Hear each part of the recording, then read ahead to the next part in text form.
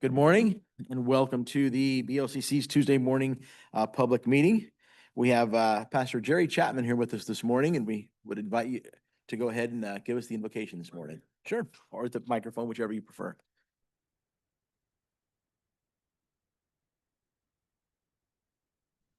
Heavenly Father, we come before you today and thankful for another day. We're thankful, Lord, that you have mercy and grace over the people in your creation. Lord, you've placed us here for a reason in this community, this county, Lord, and just to be the best stewards that we could possibly be for the people around us, and to do a good job and do a good work for our community. So I just pray a blessing over the commissioners and all those involved that work behind the scenes as well. And Lord, I just pray for our community, pray for the Cowlitz Indian tribe, the host people of this land, and just remember what land we stand on. And so Lord, a blessing for this meeting to go forward. In Jesus' name we pray, amen. Amen. If you'll please join me for the pledge. I pledge allegiance to the flag of the United States of America and to the republic for which it stands, one nation, under God, indivisible, with liberty and justice for all. Thank you. All right. I'd entertain a motion to approve the minutes. Mr. Chairman, I move to approve the minutes. Turn your mic on too. Okay. Okay, we have a motion to approve the minutes. Any questions or conversations?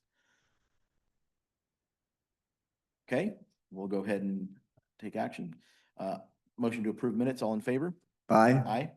Motion passes. Okay, we'll move on to the consent agenda. We'll start with agreements, contracts, and bid awards.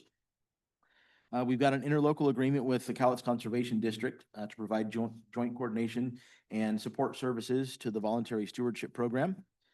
We have a memorandum of understanding with Skamania County to provide emergency housing of inmates in the event that an evacuation becomes necessary. Number 3 is completion letter to the Prestige Northwest Restoration for mitigation and repair of the annex building due to the water damage. We have an interlocal agreement with the cities of Castle Rock, Kalama, Kelso, Longview, Woodland for joint procurement and contracting of the animal shelter and animal control services. We have an interlocal agreement with the Public Facilities District to develop and design a budget for the indoor multi-purpose facility. We have an agreement and appointment of Robin E. Thaxton of Thaxton Parkinson PLLC as a special deputy prosecuting attorney.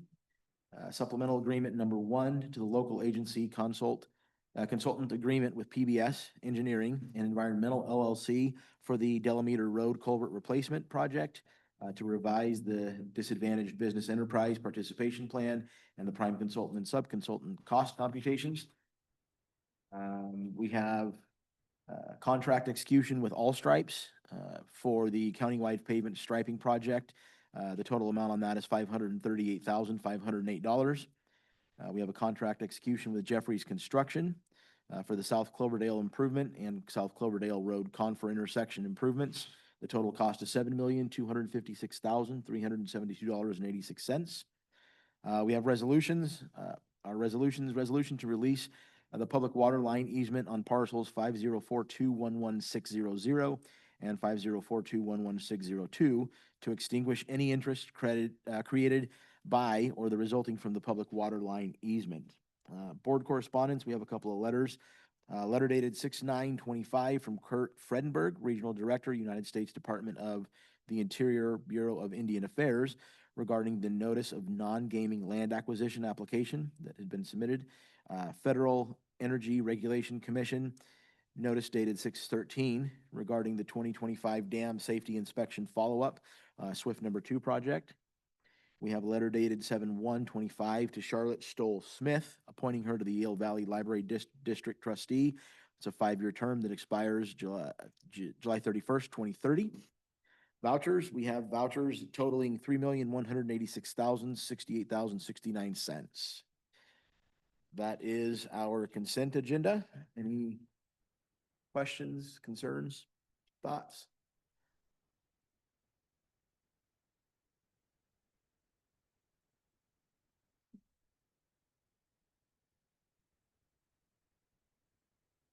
I was just curious about that Public Works facility for indoor recreation, or what was that? Agreement for the Public Facilities District to develop a design and budget for an indoor multipurpose facility. I just don't know what that is. I wondered if someone would just explain it That's briefly. phase three to the public facilities plan that we have going over at the convention center. Oh. So their phase three of that is we're looking at an indoor complex, sports complex. Oh. And so they're gonna start the design of that. Okay, thank you. Yeah.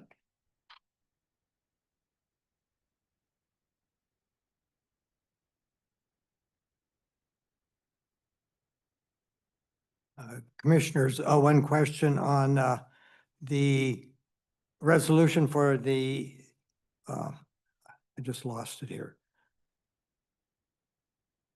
Letter from the United States Bureau of Interior for the land gaming, non-gaming land acquisition. Where is this? What is this in our county? It's a letter that we received from the tribe, talking about they've submitted an application to purchase land that's gonna be non-gaming, so there's not gonna be a casino on it. I don't really know much more than that, other than it was just an application that had been submitted. Steve, do you know Yeah. anything more than that? I remember reading the letter, and the parcel description, but I don't know exactly where that was located. Yeah, it didn't really give us much other than that the tribe had submitted an application to do that. And is this tribal land or non-tribal land? From my understanding, it's non-tribal land that they're wanting to purchase. Okay, That's the way I interpreted that. so typically then they buy it and then they extend their tribal To it. regulations to non-tribal land. I would assume that's how that goes, yeah. Which is why they have to submit the application and go through the process, yeah. Any other questions or concerns? Okay, I move approval of the consent agenda. okay, we have motion to approve consent agenda. Last chance for any comments or questions? Okay, we'll call for the vote. All in favor? Aye. Motion passes. Okay, motion items. We have a couple with Public Works this morning.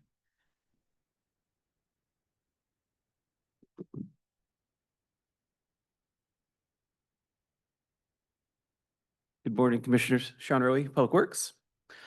First item, number 12, is a bid award to Jail Stordahl and Sons for transportation of rock materials from June 30th to June 30th, 2026 for the headquarters landfill. The total cost of this is $455,140.20. This is a variety of rock materials, a little over 18,000 tons for the year. And these are for gas line installs, road building, and things of that nature. And this is for the public's information, Sean. This is different than what we approved the rock previously this year, correct? Correct, yeah. So previously we had approved some rock for the road fund, and that's an as-needed basis, and we picked that up.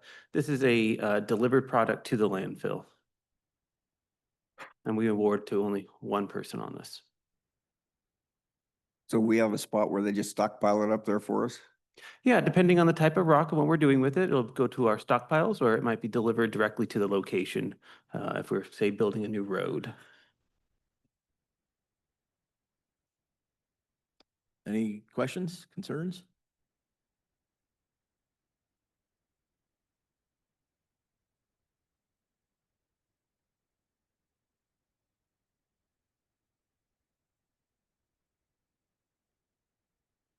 Yeah, I have a few questions about this. It says for transportation. Now, is this just for the transportation or is this for the transportation and the material?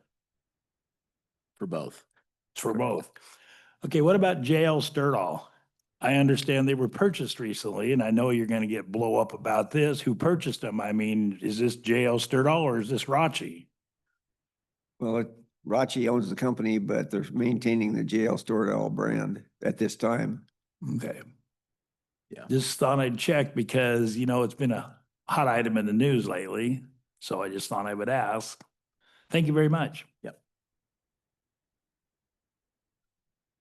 Okay, any other questions or concerns? Okay, Good to go. Mr. Chairman, I move approval of item number 12, the bid award to JL Stordahl and Sons. okay, we have a motion to approve bid award to JL Stordahl and Sons. Any other questions or concerns? Okay, we'll call for a vote. Those in favor? Aye. Motion passes. Okay,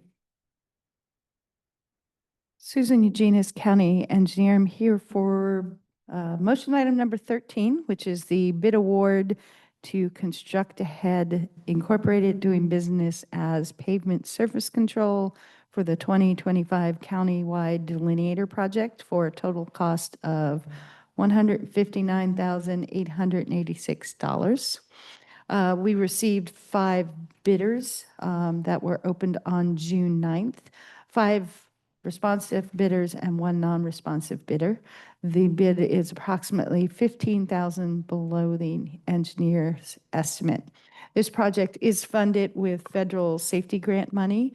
Delineators are considered a effective, low-cost option to help prevent run-off the road accidents, and that is the purpose behind this project, to put delineators on some of the roads with curves to help delineate the pathway for people in the bad weather.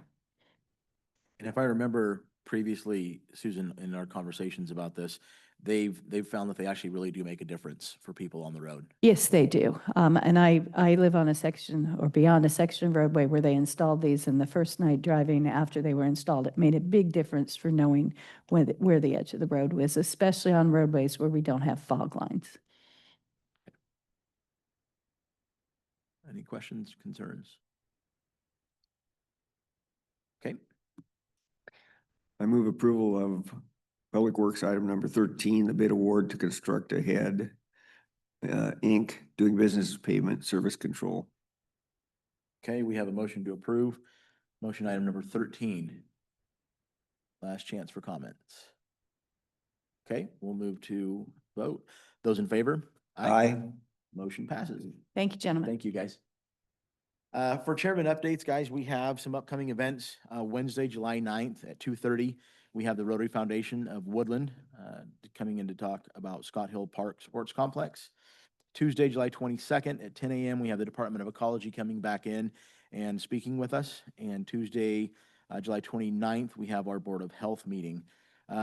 Just for a point of information, this Thursday, July 3rd, the county offices will be closed in observance of Independence Day.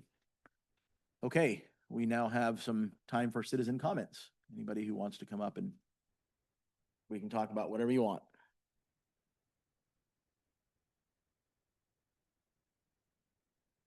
Good morning. Just a quick question. At the last Board of Health meeting last week, we talked about scheduling a workshop for to discuss that mental health proposal that was on the agenda. Has that happened? Do you know? We have not scheduled one to this Okay. point.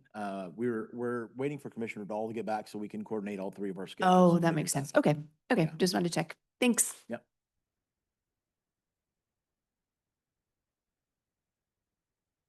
Any other comments?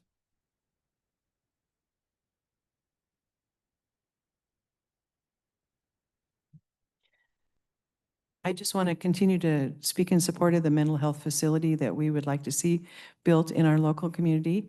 And I encourage you to look at the funds that do come into the health department, which seems like a plethora of prevention monies. And that might help us with that, as well as, I'm curious about the money from the Big Pharma. I've heard, can I ask a question about that? Mhm.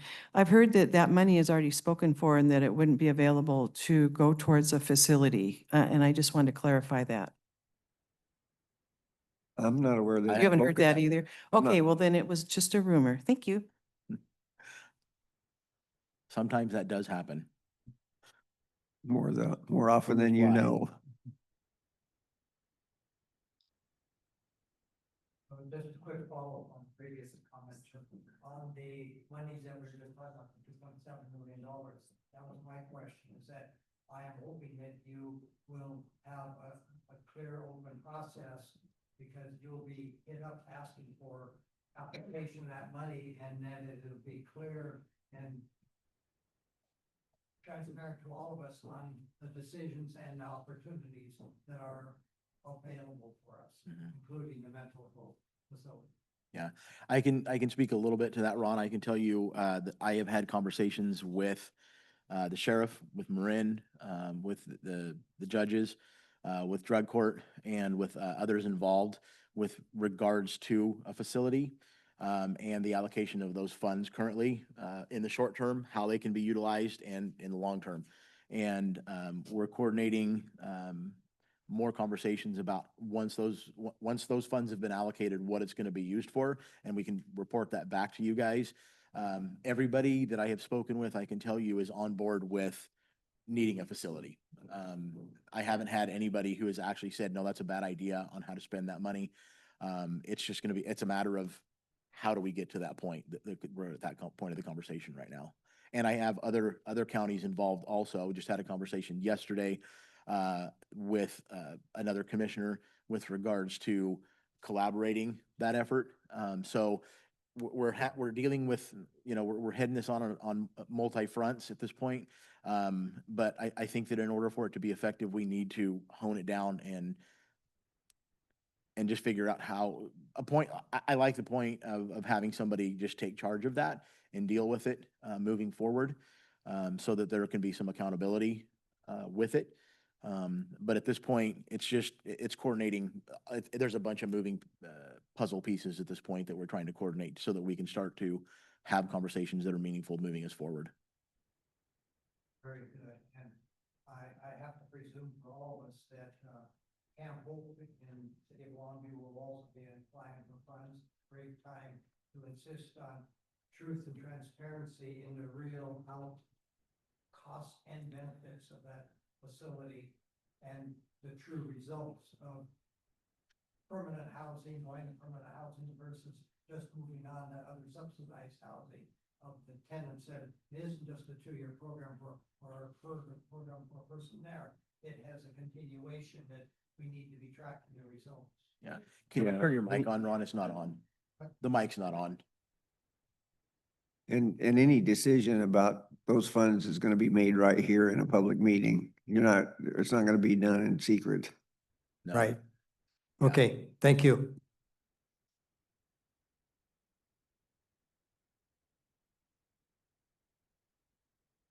Okay, I did want to just take a second really quick, since we are coming into, we're in the week of observing Independence Day. I've been thinking quite a bit about the situation that we're in as a country and thinking back as to what our forefathers were thinking and going through at the time that they drafted the Declaration. And it really makes me, we've all heard the saying that freedom isn't free and that people have paid for that freedom in blood and with their lives. But I don't know that it stops there. Those people who paid for that freedom with their lives and with their blood, they paid for their freedom. And I think we have fallen into a notion that because they paid for it, that we can stop paying for it. And that's just not true. That is something that we have to continually fight for is our freedoms and the rights that are given to us by God, because throughout history, history has proven and shown us that men want to take over governments for selfish reasons. We fall into the adversary's trap, and we fall into the nature of man, if you will, the natural man within all of us, and greed and power are the things that drive a lot of that. And we can look throughout history, and communism, fascism, socialism, none of those governments have ever worked to the benefit of the citizens that they rule over. The American project that our founding fathers instituted and started in the face of a tyrannical government is still alive and is here today, allowing us the rights and the freedoms that we enjoy, but those don't come without a cost, even today. And the fallacy is that we think that that cost has already been paid. And we're seeing it throughout governments, state governments, local governments, federal, that there is still a price to be paid, and it's not something that we can just hold on to. It is being fought to be taken away from us. The adversary is fighting to take those rights and freedoms away from us. And when we willingly hand those over to men who are fallible, it's almost a slap in the face to our founding fathers and to the freedoms that we enjoy in this country. And as you know, I've talked with some of my kids' friends, and we talk about history, and a lot of them don't even, they think that the Civil War was the war that we fought for our independence. That is such a failure on our public school systems part. And I also think it's a failure on us as parents. You know, our founding fathers knew that we as human beings were going to be lazy, we're going to get fat, we're going to eat things that we're not. They knew this when they wrote the Declaration of Independence, and they knew that they weren't perfect. They were slave owners. Our country is not perfect, and they knew that, which is why they have the statement in there that says, in order to form a more perfect union. And we're not perfect today. But I will say that in spite of all the imperfections that we have in this country today, it is still the greatest country in the world. It is the beacon and the symbol of freedom throughout the world. People risk their lives to come to this country every single day because of those freedoms and the rights that we have. And another fallacy that we fall into is that because of lack of education when it comes to teaching history, people think that our rights are given to us by the government. And they're absolutely not given to us by the government. And the Declaration states that very clearly. The government is not here to limit our rights or our freedoms. That Declaration of Independence is there to limit the government's ability to impose on our individual rights and our freedoms. And we don't gain those rights and freedoms because they're voted on, right? Those rights and freedoms are given to us by our Creator. And the government that our founding fathers was created to limit its ability to impose anything other than those rights and freedoms that were given to us to be taken away by man. So I wanted to just take a second this morning and go through and read the first two paragraphs of the Declaration of Independence. And we're not celebrating the 4th of July, guys. The 4th of July is a date on a calendar. We're celebrating what took place on that date, the events that took place leading to the creation of this great country that we all live in and enjoy the freedoms that we get to every single day. And I think it's important to recognize that and to bring those things to the forefront, because it isn't just about fireworks and hot dogs and barbecues and having a 3 or 4 day weekend. So I encourage us as we move forward into Independence Day that we take the time to recognize the sacrifices that were made. The men who signed this document knew that when they signed it, it was a death sentence. They knew they were fighting. I mean, the statement was made, the sun does not set anywhere on the British Army. It was the largest army in the world at that time.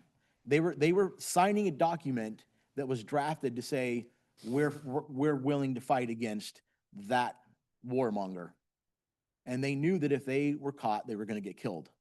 But they believed in the creation, in the American experiment of what we have today, the United States of America. They were willing to sacrifice their lives in it. It had never been done. Prior to that, all we had was communism, fascism, socialism throughout the world. And those three governments alone have claimed more lives than any, you name it. They have killed more humans throughout history than anything else. And here we are, 249 years later, dealing with the same things, the same forms of tyrannical government that our founding fathers were 2 centuries later. I just wonder what they would be thinking right now if they saw what was going on.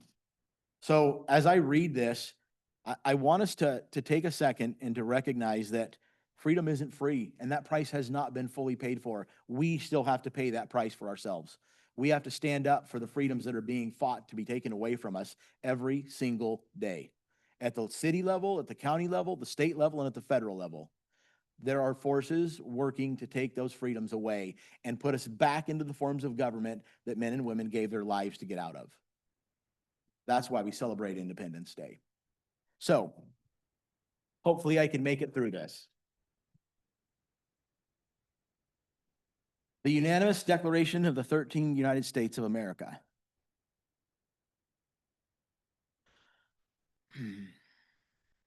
When in the course of human events, it becomes necessary for one people to dissolve the political bands which have connected them with one another, and to assume among the powers of the earth the separate and equal station to which the laws of nature and of nature's God entitle them. A decent respect to the opinions of mankind requires that they should declare the causes which impel them to the separation. We hold these truths to be self-evident, that all men are created equal,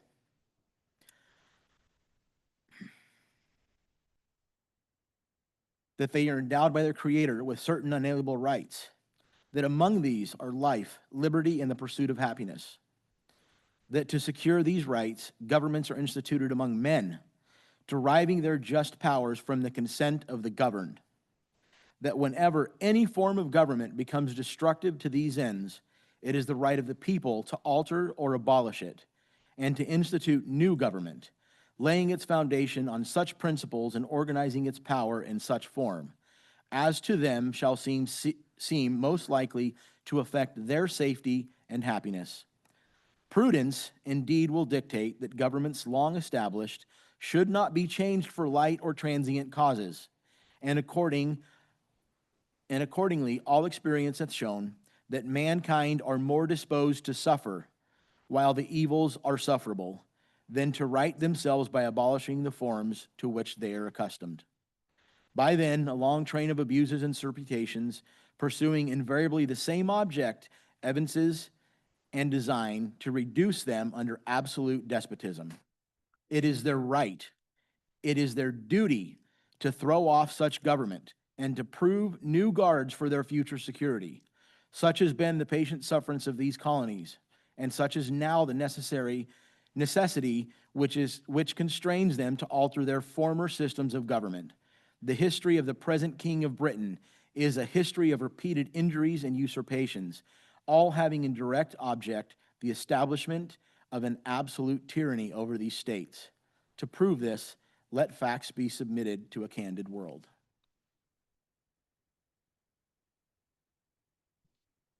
Let us all celebrate our independence, but keep in mind, we're still fighting the same battle that our forefathers were fighting.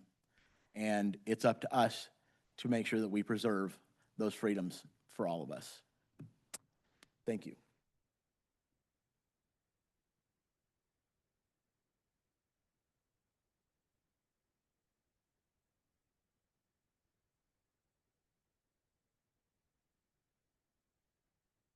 Thank you for bringing our Independence Day celebration into context.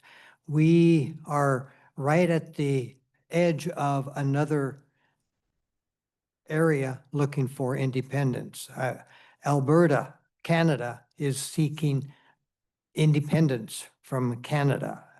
And I was watching some briefs on that, is that they're kind of the Montana of Canada, and they feel unrepresented, and they are seeking independence from Canada. Nothing to do with the United States, independence with their resources and their control of their province.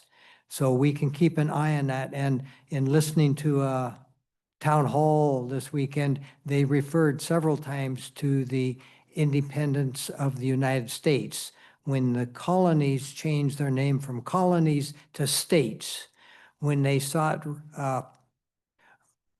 again a petition to the King of England to say, we want independence, and his response was kill them all. They were given the word that they had no choice. So thank you.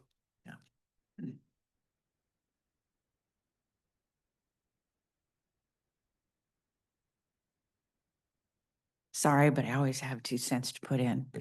And I really appreciate what I've heard when I came in, unfortunately late. And I know that the 2 of you, and I'm sure that Rick as well, every time you pass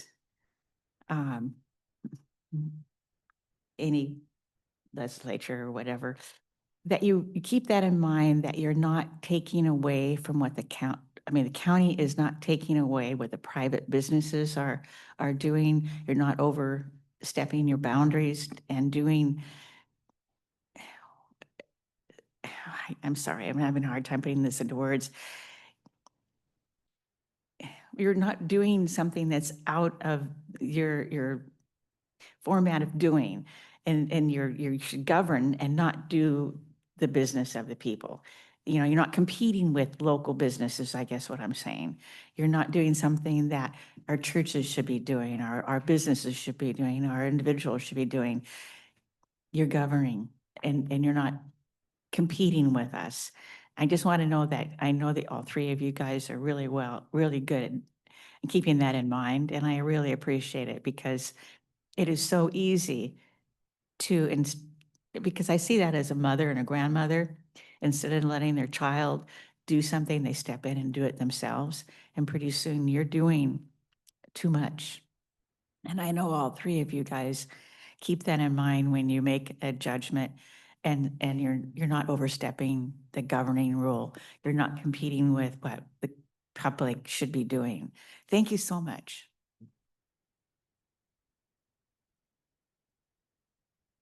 Okay, any other comments? Thank you, guys. Well, let me make Oh, one. Go ahead. Yeah.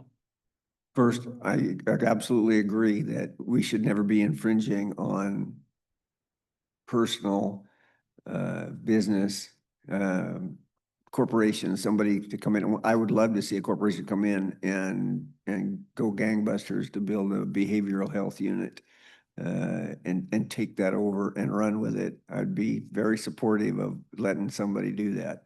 Unfortunately, not in any county close to us or anywhere near do I see or hear any private enterprise wanting to dive into that deep into the pool, because it does seems like it's no water in there for them to land in.